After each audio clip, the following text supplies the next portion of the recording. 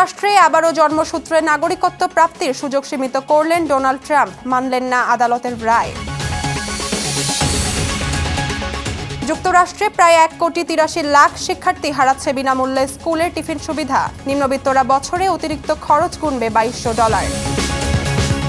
বোয়িংয়ের উড়োজাহাজে নিরাপত্তা ঝুঁকি, শুধু যুক্তরাষ্ট্রেই রয়েছে 471টি বিমান, জরুরি তদন্তের নির্দেশ।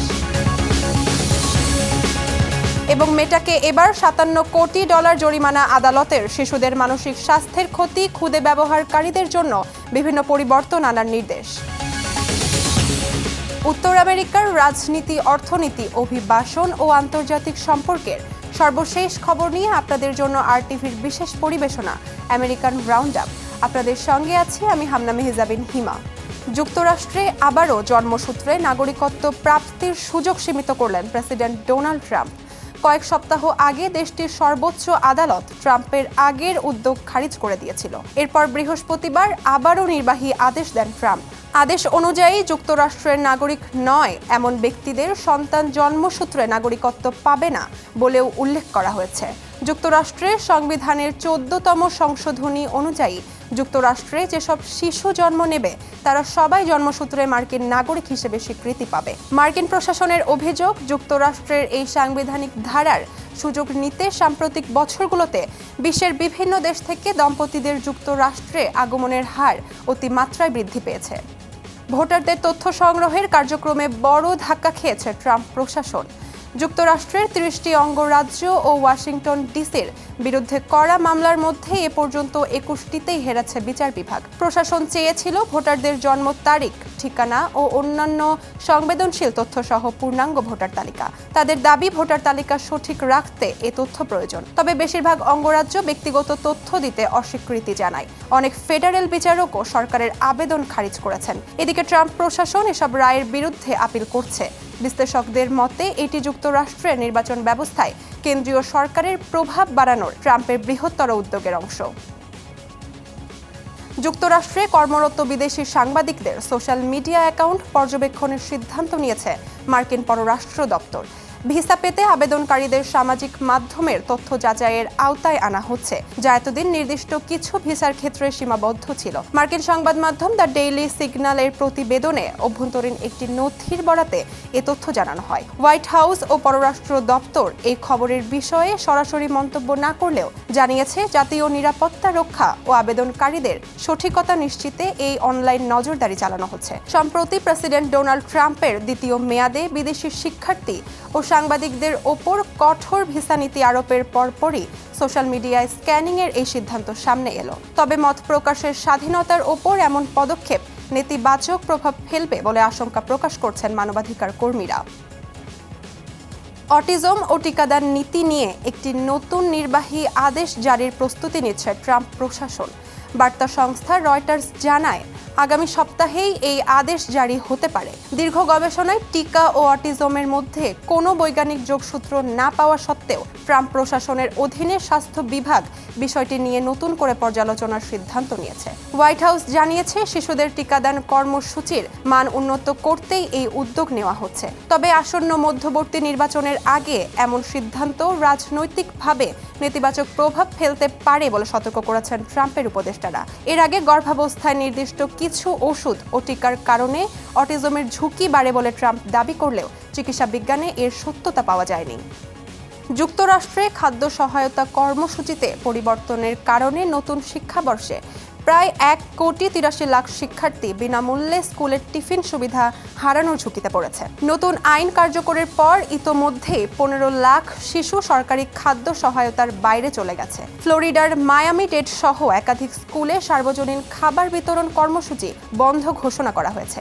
এতে একটি নিম্নবিত্ত পরিবারকে বছরে অতিরিক্ত $2,200 পর্যন্ত খাবারের খরচ গুনতে হতে পারে। অন্যদিকে নির্দেশিকা সহজ করার বদলে কাগজপত্র জমা দেওয়ার জটিলতা বেড়ে যাওয়ায় শিশুদের পুষ্টি ও শিক্ষা ব্যাহত হওয়ার শঙ্কা প্রকাশ করেছেন বিশেষজ্ঞরা। যুক্তরাষ্ট্রের ওয়াশিংটন অঙ্গরাজ্যের স্পোকেনে ভয়াবহ দাবানলে আগুন লাগানোর অভিযোগে গ্রেফতার অ্যারন ফারিনাচ্চি অপরাধ স্বীকার করেছেন। পুলিশ জানায় তিনি কয়েক সপ্তাহ ধরে পরিকল্পনা করে আবহাওয়া পর্যবেক্ষণ করেন এবং প্রবল বাতাস প্রবাহের দিন বেছে নিয়ে আগুন লাগান। তদন্তে আরও জানা গেছে, আগুন ধরানোর জন্য তিনি একটি সাধারণ টাইম ডিলে যন্ত্রও তৈরি করেছিলেন। এই দাবানলে অন্তত 694টি স্থাপনা ক্ষতিগ্রস্ত বা ধ্বংস হয়েছে। পুরো স্পোকেন এলাকায় 3টি দাবানলে মোট 913টি স্থাপনা ক্ষতিগ্রস্ত হয়েছে এবং হাজারো মানুষকে নিরাপদ স্থানে সরিয়ে নেওয়া হয়েছে। অভিযুক্তের বিরুদ্ধে একাধিক অগ্নিসংযোগের মামলা হয়েছে। আদালত তার জামিন $20 লাখ নির্ধারণ করেছে। যুক্তরাষ্ট্রে গত জুলাই মাসে কর্মী ছাঁটাইয়ের হার গত 2 বছরের মধ্যে সর্বনিম্নে নেমে এসেছে। আউটপ্লেসমেন্ট প্রতিষ্ঠান চ্যালেঞ্জার গ্রে অ্যান্ড ক্রিসমাসের প্রতিবেদন অনুযায়ী জুলাইয়ে ছাঁটাইয়ের সংখ্যা ছিল 33,429 জন, যা গত বছরের চেয়ে 46% কম। কিন্তু অর্থনৈতিক গবেষকদের তথ্য বলছে, কর্মী ছাঁটাই কমলেও নতুন কর্মসংস্থানের গতি এখনও ধীর। বিশেষ করে গত 5 মাস ধরে কৃত্রিম বুদ্ধিমত্তা বা এআই এর প্রভাব ছাঁটাইয়ের অন্যতম প্রধান কারণ হয়ে দাঁড়িয়েছে। বর্তমানে মোট ছাঁটাইয়ের 33%ই ঘটছে এআই প্রযুক্তির কারণে, যার প্রভাব সবচেয়ে বেশি পড়ছে তথ্য প্রযুক্তি খাতে। ফলে সাম্প্রতিক গ্র্যাজুয়েটদের জন্য ফ্রেশার পর্যায়ে চাকরির সুযোগ কমে গেছে প্রায় 15%। যুক্তরাষ্ট্রের অন্তত 12টি অঙ্গরাজ্যের সরকারি পানি সরবরাহ ব্যবস্থায় ধারাবাহিকভাবে সাইবার হামলার ঘটনা ঘটেছে। কর্মকর্তাদের ধারণা, এর পেছনে ইরান সমর্থিত হ্যাকারদের হাত থাকতে পারে।